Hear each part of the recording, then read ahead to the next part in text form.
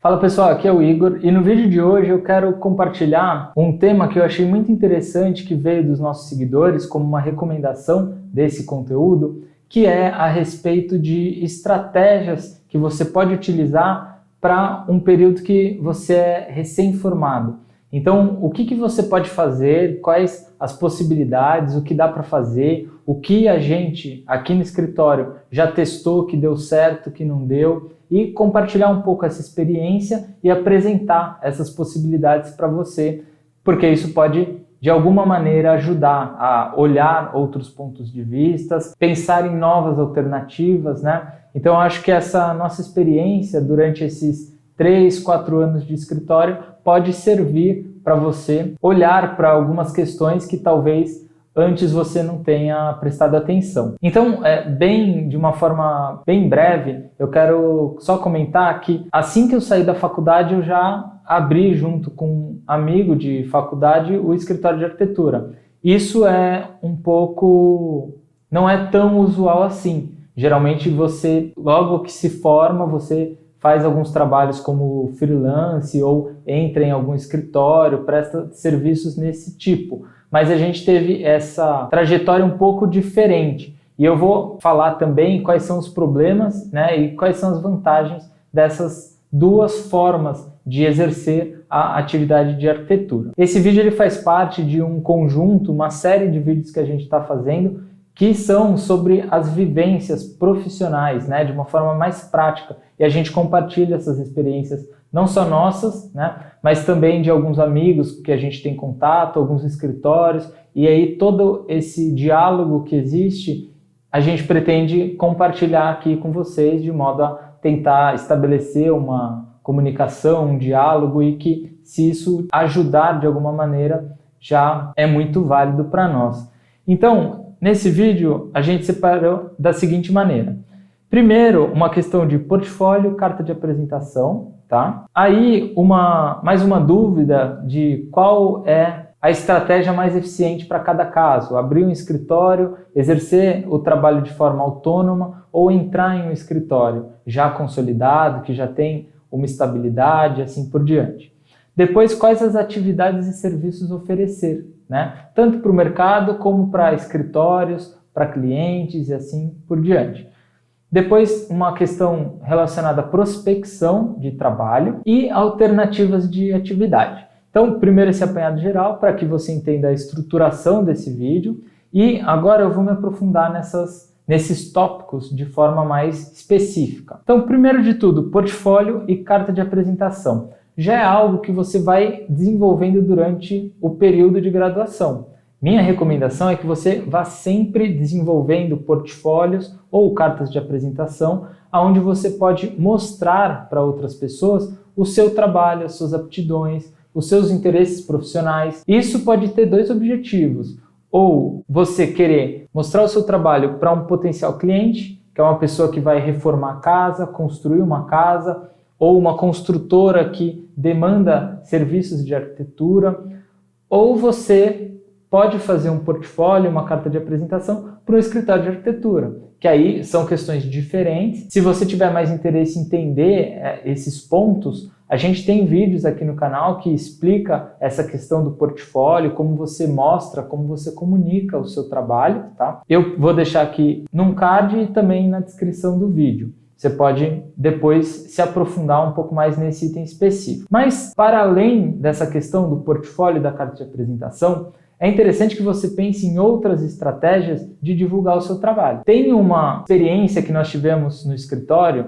logo no início, que foi mandar e-mails como cartas de apresentação. Eu já adianto que isso é uma estratégia que funciona muito pouco, que você gasta muita energia, demanda tempo e você dispara uma série de e-mails, só que quem recebe o e-mail não te conhece, não conhece a empresa, não tem um contato mínimo, seja de indicação ou já conhece a pessoa. Então, se esse contato não existe, a probabilidade dele não funcionar é grande, né? Porque depois a gente foi percebendo que, conforme você tem uma empresa, por exemplo, tem muitas entregas de serviços, de prestação de serviços, de produtos que chegam para nós. Então isso fica num bolo cheio de coisas, né? Então você acaba perdendo esse tempo, essa energia que você gasta fazendo esse tipo de divulgação do seu trabalho. Então eu não recomendo que você siga essa estratégia, pelo menos na nossa experiência não funcionou bem. E aí você tem também outras formas de divulgar o trabalho. Por exemplo, você pode usar plataformas digitais. Então você pode ter um Instagram, pode ter um LinkedIn, onde você compartilha todos os seus trabalhos, o que você desenvolve e assim por diante. No nosso caso, a gente optou por um site. Então, o nosso escritório de arquitetura tem um site com alguns projetos selecionados que a gente desenvolveu, que a gente quer divulgar, que a gente expõe e, eventualmente, a gente também consegue clientes por essas plataformas digitais. Mas a forma que funciona de uma maneira mais eficiente, na realidade, está relacionado ao tema lá de prospecção, que eu vou comentar mais para frente. Segundo tópico, abrir escritório, trabalhar de forma autônoma ou trabalhar em um escritório de arquitetura.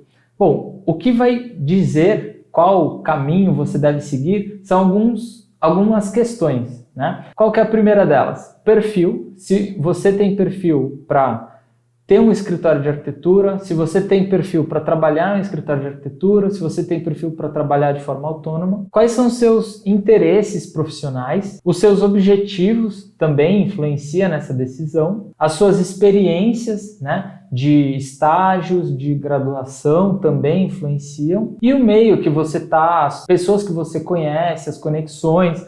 Muitas vezes você já faz estágio durante um período na graduação e depois você é efetivado, entra como um profissional já da área. Então, cada caso, cada experiência é uma coisa única. Então, você precisa levar todas essas questões em consideração para avaliar o que é melhor para você nesse momento. Porque também você pode começar trabalhando em escritório de arquitetura por um tempo e depois você abre o seu próprio escritório. Então, não é que uma dessas três opções é uma alternativa que vai ser para sempre a opção que você escolheu. Na realidade, você pode, obviamente, mudar essas formas de atuar com arquitetura. Então, o nosso caso foi esse que eu comentei anteriormente. A gente saiu da faculdade de arquitetura e já montou um escritório e começou a trabalhar e consolidar o nome do escritório. Então, isso leva muito tempo. Como eu falei, você tem vantagens e desvantagens que essa escolha vai influenciar. Mas foi uma opção nossa por questões de perfil, de interesse, de disponibilidade de tempo. Como vocês sabem, a gente também tem o curso de arquitetura que é desse canal, que é a Graf, né? Onde a gente precisa de uma flexibilidade de horários. Então, seria muito difícil conciliar as atividades da Graf tendo que cumprir, por exemplo, horários um pouco mais controlados que, de forma geral, um escritório exige, sendo que as atividades tinha semana que a gente precisava se dedicar exclusivamente à Graf. Então, seria muito difícil conciliar essas duas formas, né, de exercer a profissão. Então, você precisa ponderar todos esses pontos para ver o que é mais interessante para você e trabalhar em função desse objetivo, desse seu interesse particular. Depois, quais atividades e serviços oferecer? Bom, isso está diretamente relacionado aos seus interesses e desejos profissionais.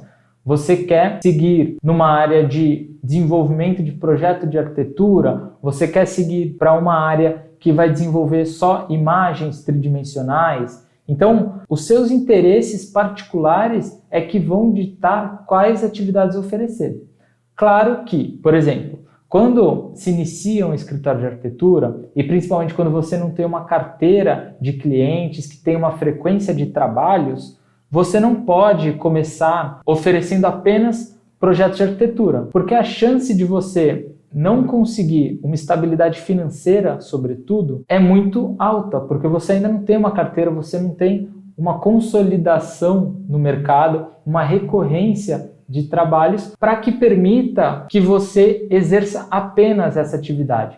Então, você pode ter um objetivo profissional, mas que, eventualmente, você tenha outros tipos de atividade dentro do escritório para que você consiga um equilíbrio financeiro, até que você tenha uma estabilidade, chegue num estágio mais consolidado, que aí você consiga exercer apenas a atividade que você tem interesse, tá? Por exemplo, era muito comum no início do nosso escritório a gente oferecer serviços de desenhos técnicos, aprovação em prefeitura, projeto executivo. A gente oferecia também bastante serviços de imagem. E aí você pode prestar esse tipo de serviço para profissionais independentes, escritórios, construtoras. Você tem uma série de possibilidades. Mas aí isso também tem uma relação direta com seus interesses, com as suas aptidões, o que você deseja profissionalmente e poderia exercer para ter esse tipo de demanda, né? Para atender esse trabalho. Isso considerando dentro do campo da arquitetura, tá? Mais para frente eu vou comentar sobre algumas alternativas também de atividades que podem ser uma solução eficiente, bem estratégica, tá? O próximo é a prospecção de trabalho. Prospecção de trabalho é algo que está relacionado diretamente às nossas experiências durante o curso de arquitetura e urbanismo. Por quê? A nossa vivência profissional começa na faculdade. Então, na realidade, nesse período de recém-formado, né, nos primeiros anos depois de formado na faculdade, você tem basicamente só as experiências durante o período de graduação. Então, o que acontece? Se você tiver uma experiência grande com prestação de serviço de uma forma mais independente, autônoma, que tem uma recorrência de trabalhos, a prospecção já vai ter um caminho de que você consegue prever, ter alguma ideia de como isso ocorre, quais são os períodos, se existe um tipo de frequência ou não. Então, você já tem uma forma de prospecção de trabalho. Diferente de alguém que não teve, por exemplo, nenhuma experiência profissional durante o curso. Então a prospecção é um pouco mais difícil, né? Porque se você não teve esse contato, se você não formou uma rede profissional, essa prospecção é um pouco mais complicada, porque você não conseguiria recorrer a esse tipo de estratégia, né? Quando a gente iniciou as atividades do escritório, a prospecção era feita assim, com boa parte da experiência que nós tivemos em estágios, em trabalhos avulsos, com amigos, com concursos. A gente teve muitas oportunidades de prestar serviços e conseguir essas demandas de trabalho por conta dessa experiência. Por isso que eu enfatizo tanto que você tenha essas experiências em estágio, experiências profissionais, experiências extracurriculares, porque tudo isso ajuda nesse momento que você está como recém-formado e buscando por trabalhos, buscando por atividades na área. Então, se você ainda não viu esse vídeo que eu comento toda essa experiência durante a graduação, eu recomendo que você veja, eu vou deixar no card aqui em cima, e aí você entende de uma forma um pouco mais aprofundada isso que eu estou falando. Mas essa prospecção de trabalho no primeiro momento tem uma relação muito forte com esse período da graduação, tá? E por fim, eu coloco as alternativas de atividades que você não necessariamente precisa ter apenas a atividade de um escritório de arquitetura ou atuando como um profissional de arquitetura para desempenhar. Na realidade, você pode ter esse empenho, esse trabalho com arquitetura, mas também existem atividades paralelas que podem ser do seu interesse, que você queira desempenhar e também podem dar uma certa autonomia, uma segurança financeira que é muito importante, porque a nossa profissão ela depende diretamente da economia. A economia não é algo que a gente controla, a gente não tem inclusive nem previsibilidade.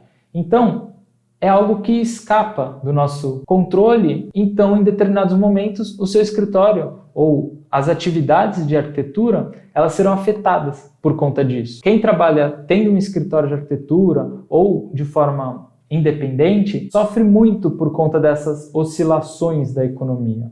Então, se você tem alguma atividade que traga uma segurança, uma previsibilidade maior, pode ser uma estratégia muito eficiente para que você tenha certa proteção, que você consiga atravessar esses momentos mais complicados, principalmente quando a gente fala de períodos econômicos instáveis, difíceis, de uma forma mais segura, mais tranquila, né? Então, quais são essas alternativas que eu posso sugerir? Aqui a gente tem o escritório de arquitetura e tem o curso de arquitetura. Então, a GRAF é uma alternativa do campo educacional que não é exatamente uma atividade de arquitetura, mas é muito próximo, muito relacionado à arquitetura.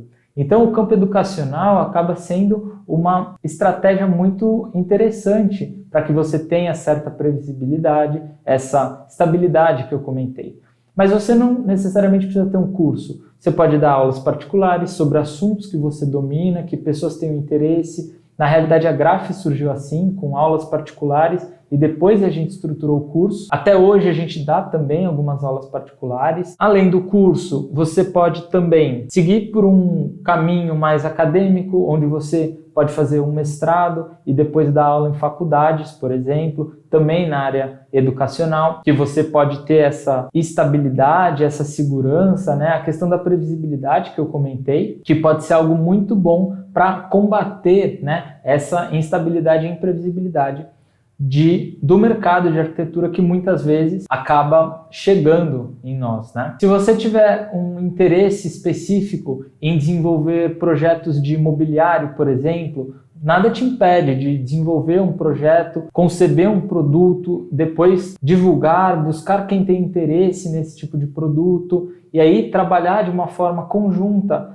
entre escritório de arquitetura e um escritório de design que vai desenvolver esses mobiliários. Nós costumamos sempre também trabalhar em concursos de arquitetura, ainda que tenha uma relação direta com o projeto de arquitetura, mas a gente considera quase que como algo à parte das atividades do escritório, que também é uma forma de buscar por trabalhos, por prospecção, né, de trabalhos. Tenho muitos amigos também que estão atuando no campo das artes. Então você consegue também, né, manter essa relação entre as atividades de arquitetura e do campo artístico. Então, na realidade, existem infinitas possibilidades que o que vai ditar são os seus interesses, são as suas aptidões, o que você gosta de fato de fazer, e é possível você manter essas duas atividades em paralelo. O campo educacional eu acho que é um campo muito interessante porque é algo que alimenta também as discussões dentro do escritório.